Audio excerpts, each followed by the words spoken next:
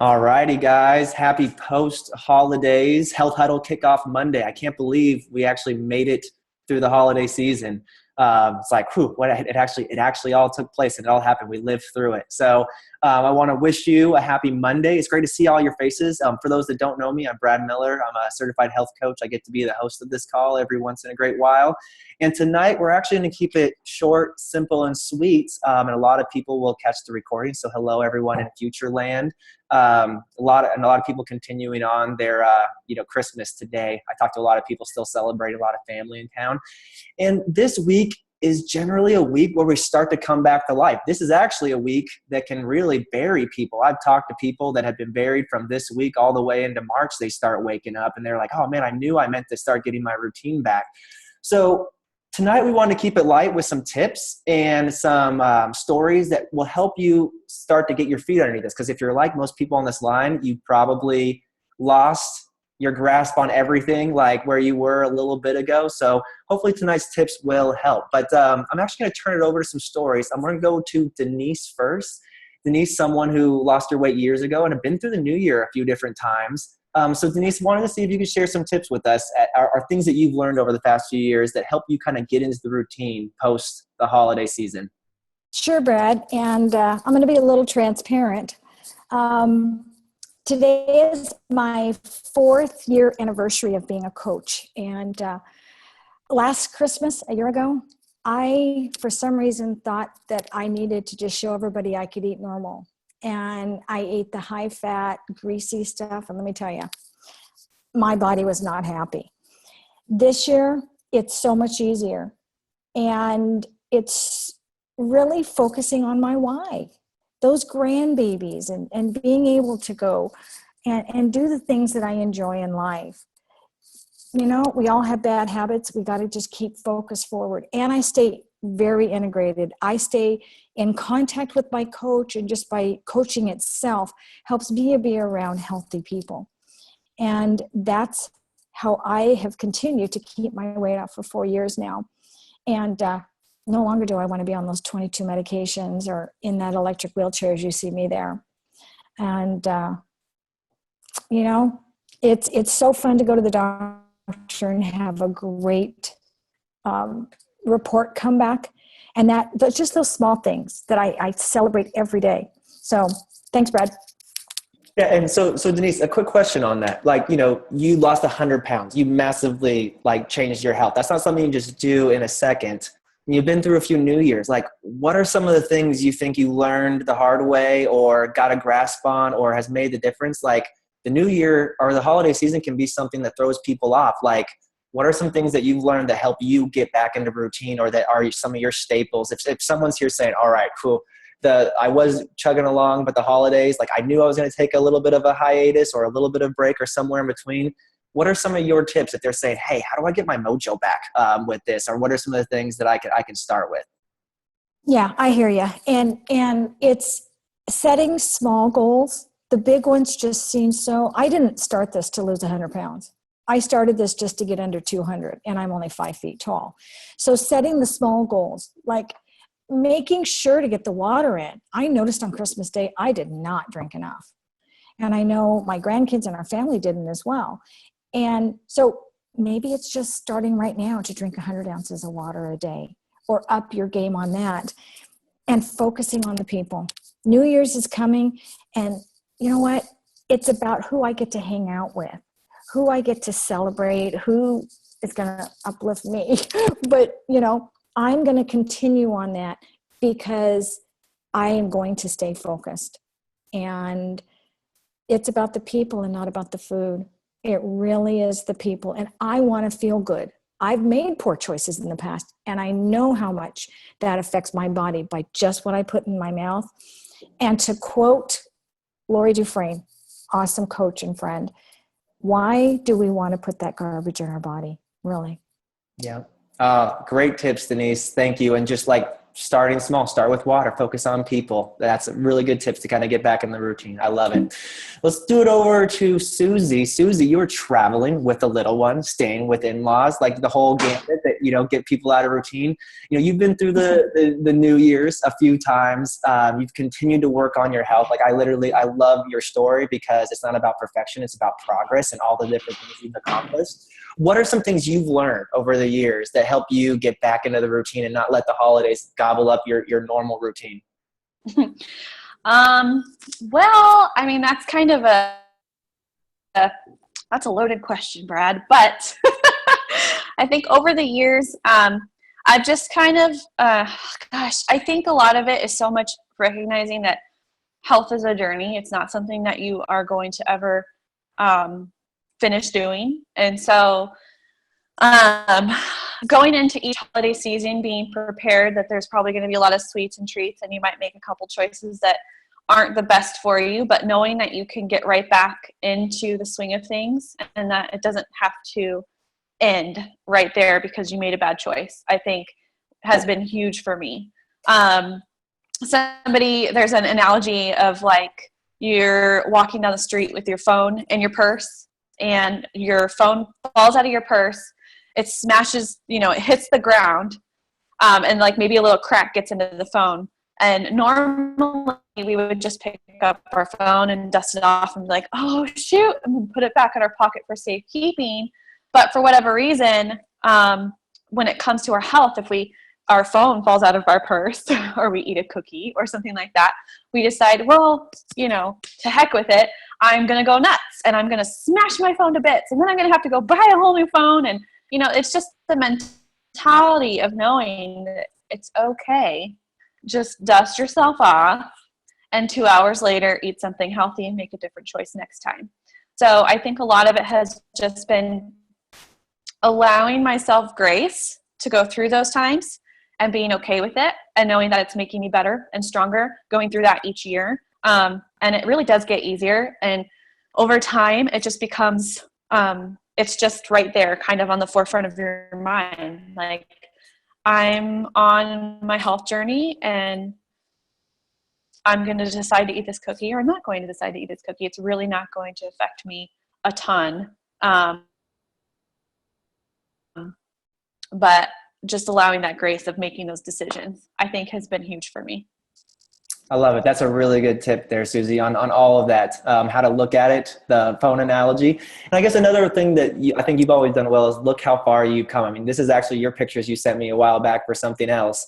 And I think looking back to see how much you've accomplished is also huge in this. Like, what are you so grateful for, like in your health, like that when you look back, you've seen that what you've accomplished over time? Everything. I'm so grateful for not only like that this program has kind of given me purpose again, but it's obviously given me the tools, like nutrition tools that I've needed to kind of continue to be better throughout the years of getting older. But the community aspect of what this program has offered has been amazing. Knowing that I'm not alone and that there's a lot of other people who are doing this with me, knowing that it doesn't matter where you're coming from, or where you've been or where you're going, but that we're all here to do it together. Just very optimistic, I guess, the optimism of like knowing that this is a never-ending thing, but that's not a bad thing. It's a really, really good thing, and that we're all going to be doing it together until God decides to take us home. But we can be the best versions of ourselves. I think that's the best thing that this program has given me, which I know sounds crazy, or not crazy, but just a lot. It's hard to get that out. But I think that's what it's been, is optimism, the excitement from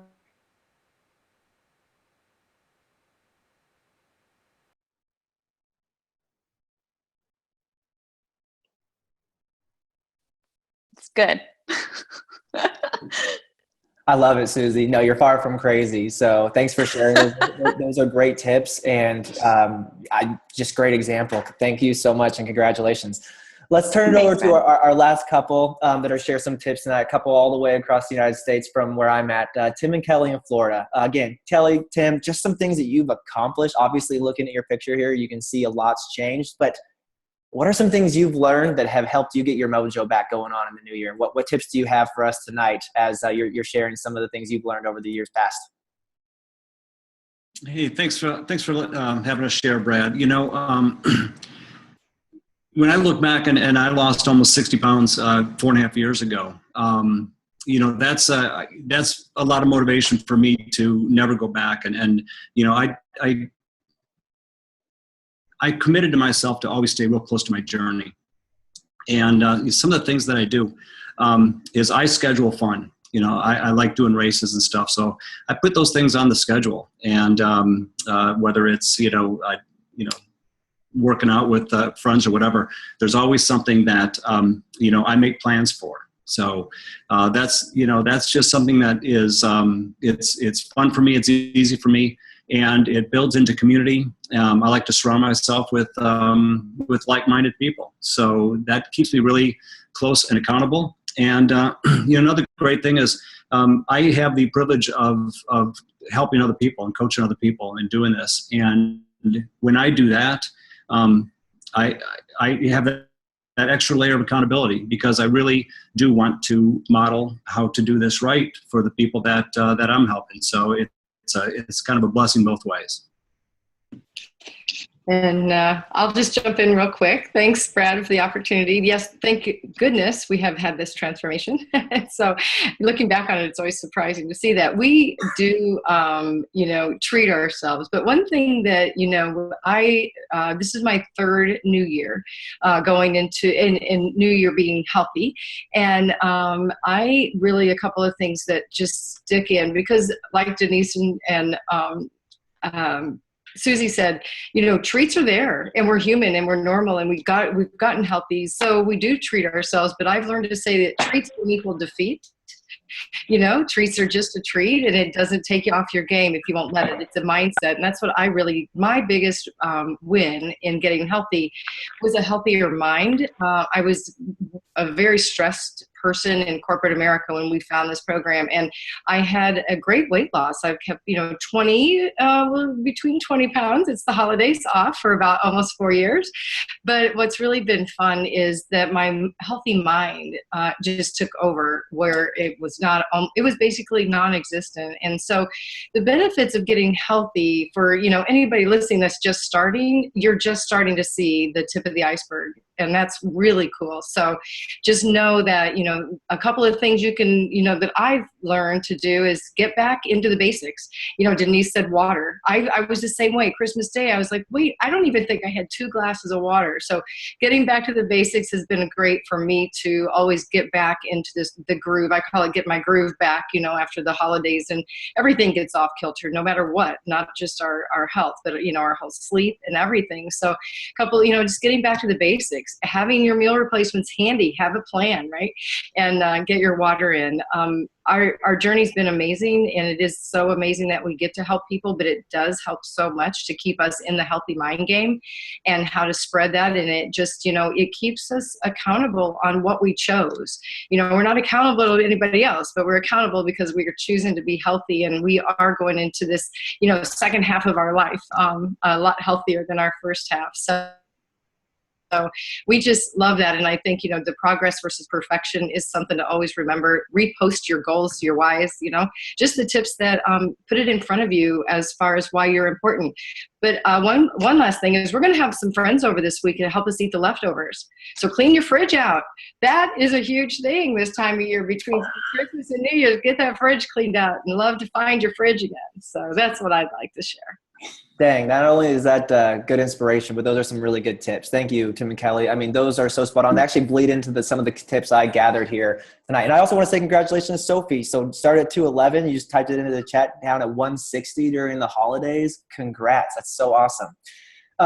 Here are some other tips. Wherever you're, if you're far off the reservation or you're close, if this is your first new year or if it's like me, believe it or not, I'm feeling old right now. It's my 8th new year past getting healthy. And this isn't just a practice. I'll just even go bonus tip. never forget how far you've come. Literally, gratitude is a habit of health, and that is one that I always look at. So tips for getting your mojo back. Let's go back to the basics. Complete day one basics are so helpful. Water, eating every 3 hours, getting your sleep, like completely just stripping it clean, back to basics, and the less, the better.